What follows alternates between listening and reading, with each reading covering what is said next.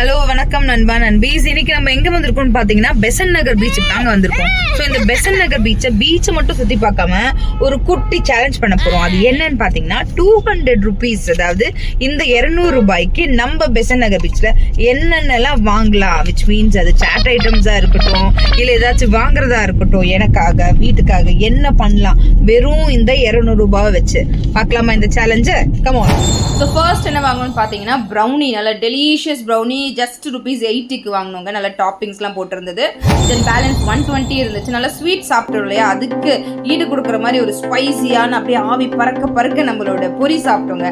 So பொரிக்குன்னு தனி fans இருப்பாங்க, அதில் நானும் ஒருத்தி அட்டண்டன்ஸ் போட்டுட்டேன்.